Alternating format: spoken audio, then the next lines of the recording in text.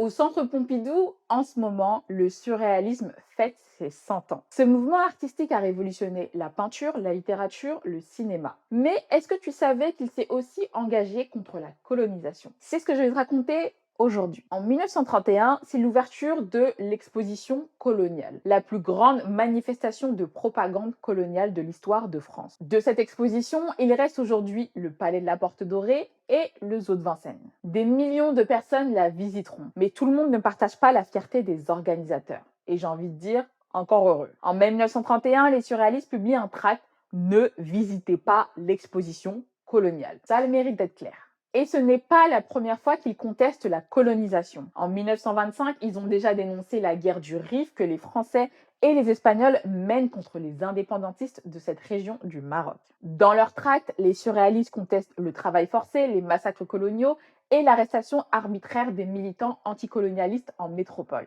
C'est d'ailleurs l'arrestation de l'un d'entre eux, un militant communiste indo-chinois nommé Tao, qui déclenche leur intervention. Alliés aux communistes, qui étaient à l'époque les seuls à s'opposer à la colonisation, ils vont même organiser une contre-exposition au siège du PCF, place du colonel Fabien. Intitulée La vérité sur les colonies, elle associe des images, des slogans et quelques objets. Marquée par la vision des surréalistes, l'exposition insiste sur l'utilisation des images par le pouvoir pour justifier son racisme. Cet assemblage confronte des jouets et un livre pour enfants avec la réalité du pouvoir colonial et de sa violence. Plus tard, les surréalistes accueilleront des artistes issus des mondes coloniaux ou post-coloniaux comme Suzanne et Aimé Césaire, René Ménil ou le peintre cubain Wilfredo Lam. Elle et ils sont mentionnés dans l'exposition du Centre Pompidou qu'on t'invite à aller voir. Et toi, est-ce que tu connais des artistes qui se sont opposés à l'esclavage ou à la colonisation? Dis-le nous en commentaire.